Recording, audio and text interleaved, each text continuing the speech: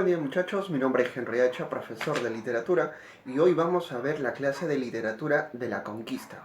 Vamos a ver su proceso, vamos a ver sus características y vamos a ver las manifestaciones literarias y lo que ello implica. Así que, quédate.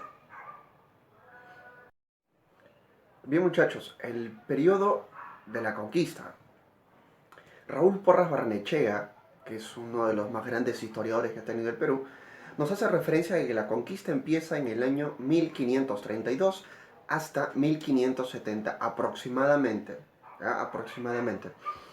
El periodo de la conquista es el periodo en el cual van a llegar los españoles, van a llegar los conquistadores y van a someter a los indígenas de esta parte de la tierra. Recuerda que van a llegar tres, ¿no?, muy importantes, que la historia los llama los tres de la conquista: Pizarro, Almagro y Hernando de Luque. No hay que olvidarnos que también va a llegar el cura Valverde, o el padrecito Valverde, que va a ser prácticamente la evangelización, que en un momento vamos a hablar de eso.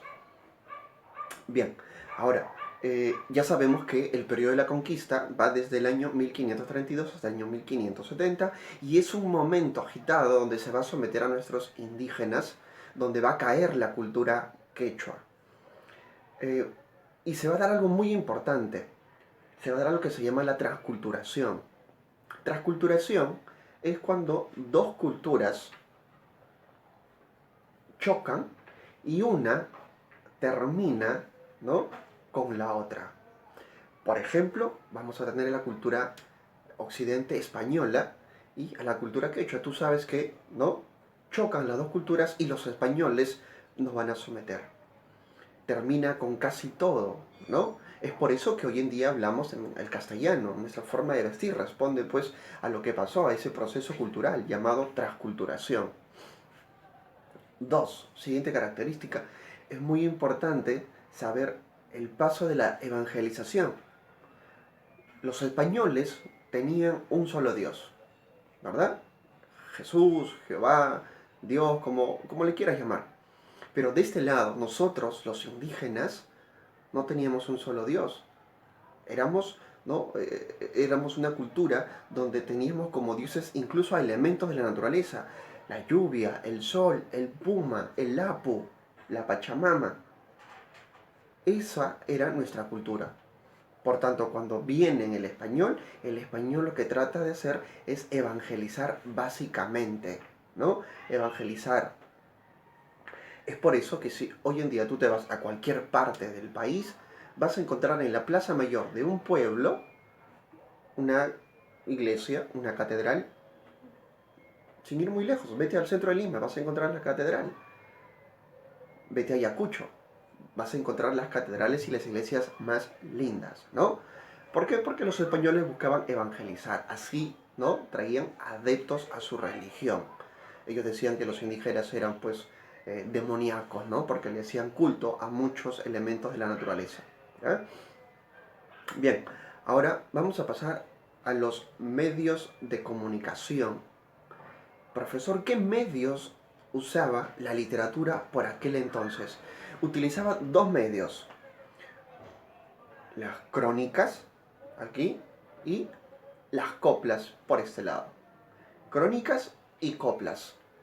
Profesor, ¿y eran iguales? Bueno, las dos eran formas literarias de expresarse de la época, solo que las coplas eran utilizadas por los soldados. Eran formas irónicas de expresarse, de burlarse, ya sea de un amigo o ya sea de un jefe, ¿no? Por ejemplo, se dice que la primera copla pertenece al soldado Juan Saravia, ¿no? Y por otro lado vamos a tener las crónicas. Las crónicas ya es un elemento más literario, más histórico. ¿Qué cosa era una crónica? Una crónica era una forma de escribir, pero era objetiva, era histórica, era literaria, ¿no? Por ejemplo, yo agarro una pluma y comienzo a escribir lo que yo veo, ¿no?, sobre se me ocurre un plato de comida, ¿no? ¿Cómo preparan un plato de comida? Lo escribo. Luego veo algunas costumbres y las escribo. Yo sería un cronista y lo que yo he escrito es una crónica. Son escritos realizados por una persona preparada, una persona culta. A diferencia de las coplas, que eran realizaciones hechas por soldados. ¿Sí? En el siguiente videito vamos a hablar de los cronistas más importantes y de sus obras. ¿Sí? Quédate ahí, no te olvides.